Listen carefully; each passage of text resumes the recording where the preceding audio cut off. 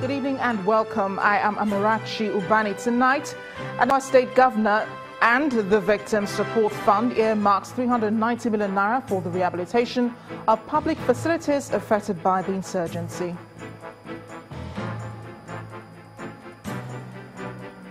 The Senate Committee on Police seeks increased funding for the force to address special security operations in the country. The Delta State government partners with the federal government and the World Bank to tackle the menace of erosion and other environmental challenges in the state. And parts of Miami are underwater as Hurricane Irma heads for mainland Florida, triggering storm surges across the south of the state.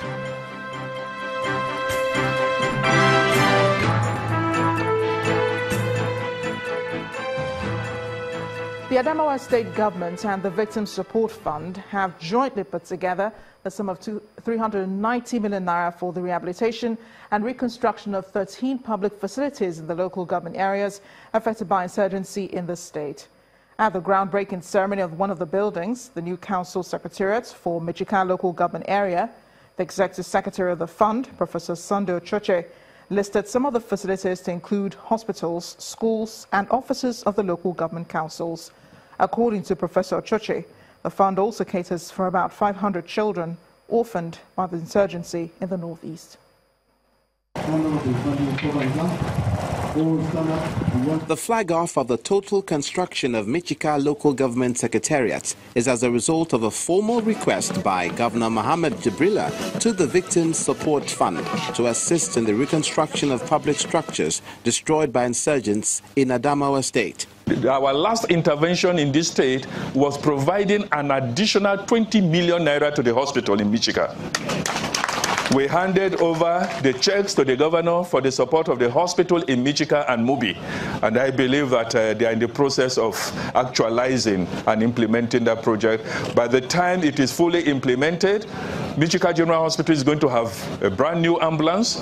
It's going to have, its intensive care center is going to be completely, overhauled, and many other things that we intend to accomplish at the General Hospital here in Michika.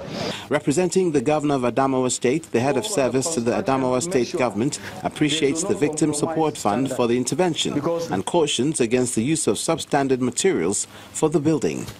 Let me urge all those that are going to work on the construction to make sure they do not compromise standard, because these are areas the community, the Victim Support Fund, the PCNI, and indeed Nigerians will not agree. And I believe my own governor, our governor, the people's governor will not allow it to. So let us do it with decorum and ensure quality is delivered to the people of Michika. Community leaders also speak on the challenges confronting their people. In Kutu, you have seen it.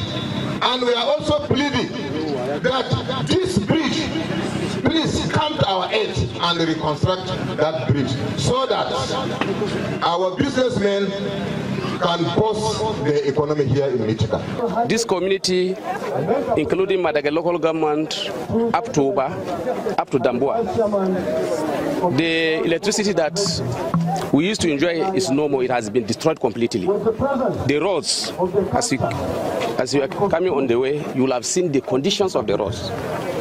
And not only that, even the residential houses, which is basic in life, are not there. They have been completely destroyed. So as it is, we have a lot of challenges which federal government need to rise up to the occasion.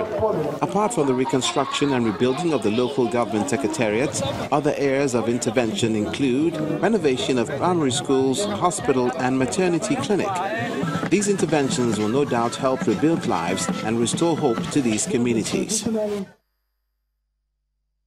Staying with respite, coming the way of victims of the Boko Haram insurgency in the northeast, a 6-year-old Ali Amadu has been confined to a wheelchair for the past 3 years and may soon have cause to smile now. Ali, who suffered injuries from the Boko Haram attack on Chibok community some years back, will be undergoing corrective surgery in Dubai, the United Arab Emirates, through efforts of the Global Initiative for Peace, Love and Care. this boy, he's victim of Boko Haram.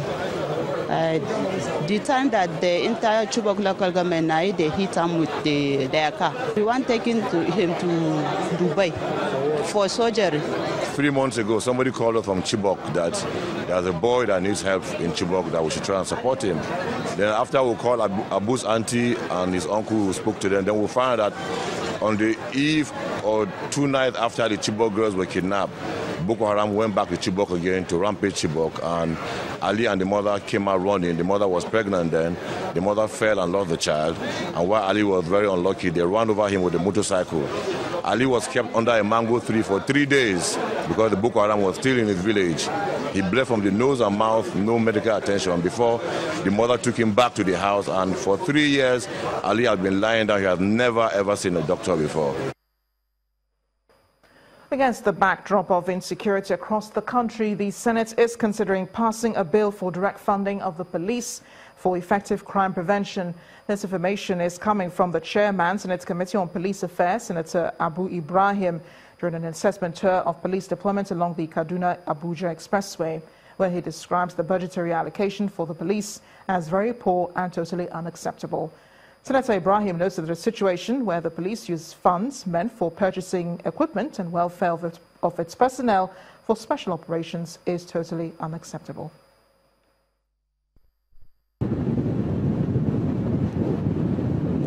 The Kaduna-Abuja highway became notorious for kidnapping, armed robbery and cattle rustling between last year till June this year.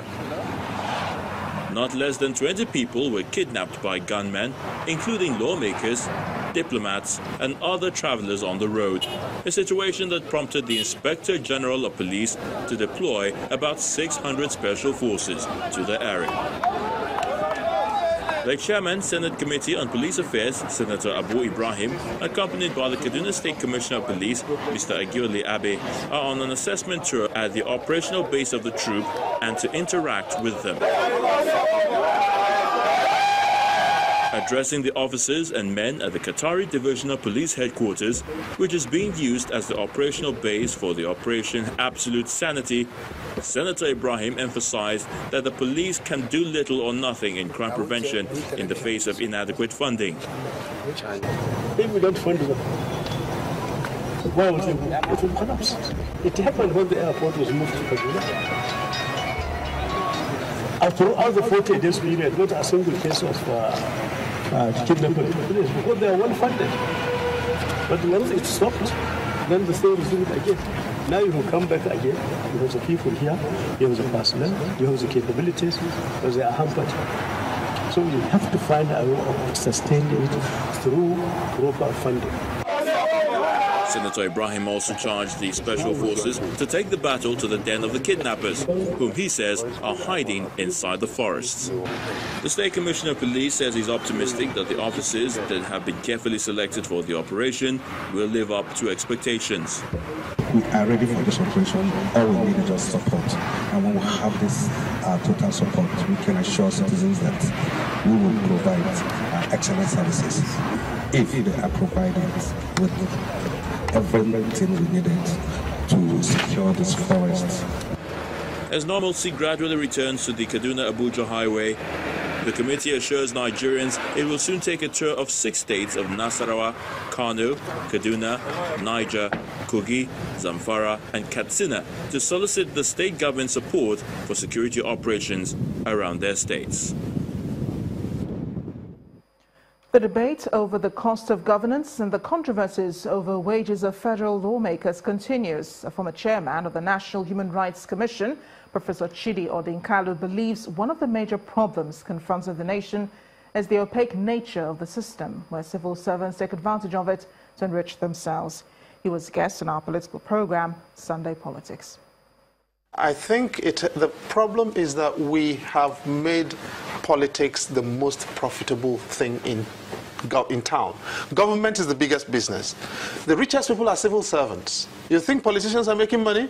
Wait until you see the civil servants and the things that they do. You know, they write down things, they convert them to their own. They own the companies that bid for these contracts in government. They do all these rackets everywhere. Now, and the reason all of that is happening is because the system is opaque, okay? The system is opaque. There is no disclosure, proactive or retrospective. Everybody is playing the opaque system for private subsistence and private value. And that is why we worked hard to get the Freedom of Information Act in 2011, that we would begin to oxygenate the processes of government. And citizens would know what is happening, and knowing that, we'll be able to police things better. The families of a 27-year-old mother of a set of twins are crying out for justice following her death, allegedly due to negligence by officials at the Federal Medical Center, Asaba. Mrs. Rita Uchebuego's husband is alleging that his wife died because the doctors on duty at the hospital failed to attend to her after she gave birth to her twin girls. The management of the hospital, who has confirmed the incident, is appealing to the Uchebuegos to be patient, pending the conclusion of investigation into the matter. The residence of Mr. Ngozi Uchebuego are on a rainy day in Asaba, the Delta State capital. Inside, his twin daughters, who are barely 6 months old, are blissfully unaware of the tragic circumstances under which they were ushered into this world. Their parents had been married for barely a year before their mother, Mrs. Rita Uchebuego, died after giving birth to the girls. Her husband places the blame squarely at the doorstep of the Asaba Federal Medical Center. I met my wife struggling with the oxygen that was fixed on her. I didn't even know how to fix it. She was begging me to come and help her fix the oxygen. I didn't know how to fix the oxygen. I didn't know where the oxygen was going to. So I was like raised and alarmed. What is happening here? Nurses are here. Shouted in the ward there, and they shouted back at me, "Are you not the husband of this? Go and bring blood now." The same blood I had been begging them since 5 o'clock on Wednesday. This is Thursday morning now. And now Rita's family members and friends are demanding justice. Her visibly upset mother is very specific about what she wants. Let them sack them. And even their licenses that they used to run their private hospital should be taken away from them. Because it is because of their private hospital. They don't care about government hospital. They will be in their private hospital. Then patients will be dying in government hospital. They don't care. Since March, when Rita Uchebuego died, the family's lawyers have also been busy in the quest for justice for their late client. Having exhausted every other avenue, they are now threatening to sue the hospital for negligence. First and foremost, the sack of the medical personnel involved. That is our instructions from our clients. Secondly, is that the licenses of the medical personnel should also be withdrawn to forestall this type of thing or occurrence on any other patient in the Federal Medical Center. The authorities of the hospital, in the eye of the storm, plead with the grieving family to be patient as the matter is being investigated. MDCN is empowered by law, set up by an act of parliament, to hear such cases, make pronouncement on them, and melt out sanctions where possible. So I will only encourage him to be patient, to wait for the law to take its course. These are procedural things. And as the outcome of the investigation is awaited, it is a clarion call to staff of healthcare institutions to always be alive to their responsibilities to avoid the recurrence of such tragedies.